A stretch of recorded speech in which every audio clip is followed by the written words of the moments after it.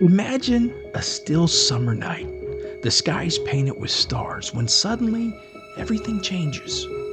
In the small city of Muncie, Indiana, nestled between cornfields and whispers of history, something extraordinary is about to unfold. As night envelops the city, residents gaze upward, their eyes drawn to a spectacle that will challenge their understanding of reality.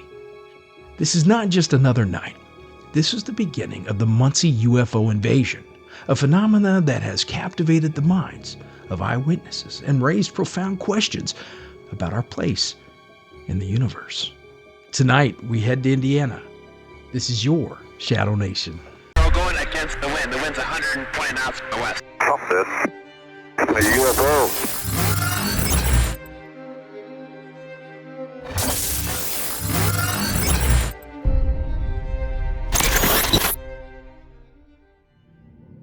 It was the evening of July 18, 1966, a day that began ordinary in Muncie, Indiana. Families gathered for dinner, children played in the warm twilight, and life went on. But as darkness fell, a strange light flickered in the sky, capturing the attention of local community. Reports began to trickle in, with glowing objects darting through the sky, pulsating lights, and sounds that resembled a low humming. The initial sighting seemed unremarkable, just yet another case of misinterpretation, perhaps weather balloons or distant aircraft. However, as the night progressed, more residents stepped forward, their tales interwoven with fear and excitement. As the clock ticked past 10 p.m., eyewitness accounts spread like wildfire. Mary Thompson, a schoolteacher, described her experience as otherworldly. Hanging with her friends at a nearby farm, she noticed a bright object hovering silently. It was unlike anything I had ever seen, she said. It changed colors and moved in ways that defied logic.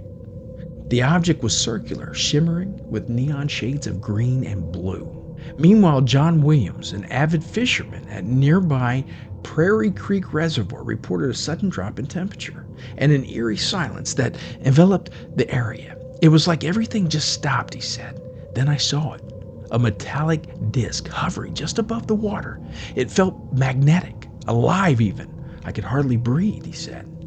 Another critical witness was Fred Henderson, a retired military officer who identified the aircraft as he studied it closely. He said, I looked through my binoculars. It was perfectly round with no wings or propellers. It moved in ways no man-made aircraft could. As his description gained traction, excitement melded with disbelief in tight-knit communities. As the stories multiplied, local newspapers began covering these extraordinary sightings. The Muncie Star published articles detailing eyewitness testimonies, bringing in scientists, UFO enthusiasts, and the curious alike. The most significant report garnered attention from both the public and the Air Force, who dispatched experts to investigate further. Dr. Mark Jensen, an astrophysicist from Ball State University, studied the photographs taken by residents.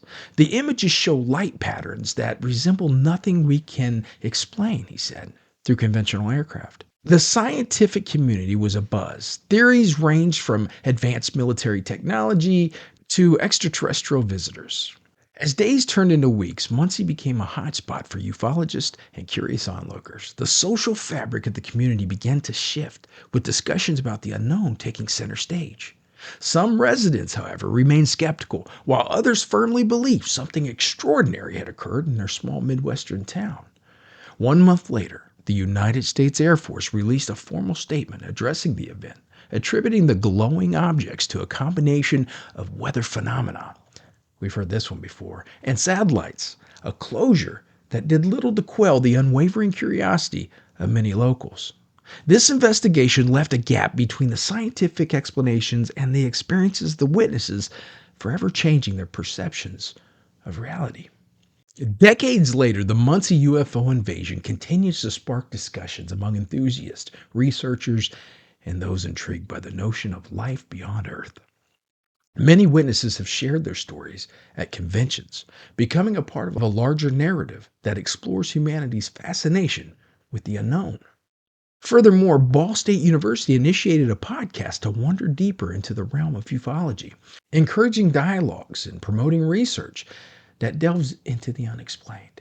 In the years following the Muncie UFO invasion, a renewed interest in the paranormal and extraterrestrial phenomena swept across the country.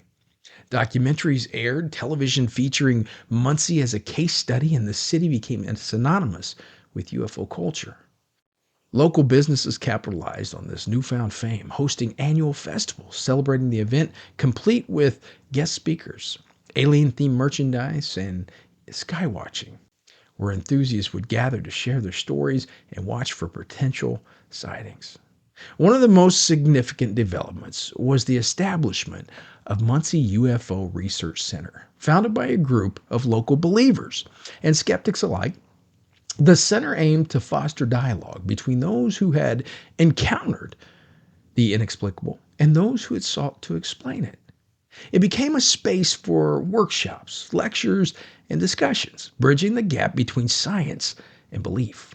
Dr. Jensen, now a frequent visitor, often spoke on the importance of empirical research while acknowledging the emotional and the psychological impact of such experiences on the eyewitnesses.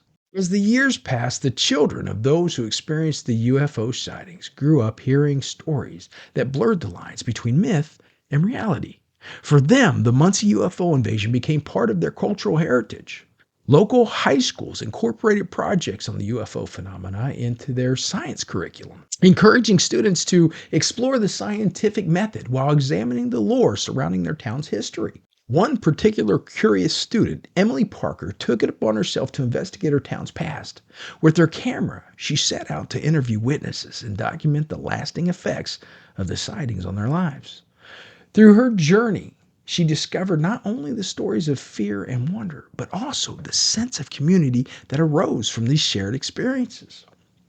Emily's project culminated in a short film that showcased the diverse perspectives of Muncie's residents, and it premiered at a local film festival, drawing even more attention to the UFO phenomena. In the age of the internet and social media, the discussion surrounding Muncie's UFO invasion expanded beyond local borders. Online forums buzzed with theories, while podcasts and YouTube channels dedicated to UFO sightings began to mention Muncie as a key case study. Researchers from around the globe expressed interest in the narratives, seeking to uncover patterns and similarities with other worldwide sightings. As advancements in technology made it easier to capture aerial phenomena, many began to wonder if similar events would occur again. The question of what may lie beyond our atmosphere became more pressing, especially as the scientific endeavors, like the Mars rover missions and the search for exoplanets, intensified. The Muncie UFO invasion stood as the reminder of the mysteries that still captivate our human minds. So in conclusion, the legacy of the Muncie UFO invasion transcended a single event. It became a catalyst for exploration, a symbol of humanity's relentless quest for understanding. As the night sky continues to inspire both fear and awe, the stories of Muncie remind us that perhaps we are not alone, and that the universe is far more complex than we can comprehend. Today, as we look up at the stars, we're not merely gazing into the void. We're fostering connections with those who have come before us, those who dared to question, and those who continue to search for answers. The Muncie UFO invasion serves as a beacon of curiosity, urging us to embrace the unknown and to always keep our eyes on the skyline. For it is there that the greatest mysteries await. So what would you do if you looked up into the sky tonight and you witnessed the unimaginable? Would you run in fear? Or would you stand in awe, ready to embrace the possibilities of a universe filled with wonders yet to be discovered? The choice is yours, and the adventure of exploration continues as we chase after the truth in the vastness of our cosmos.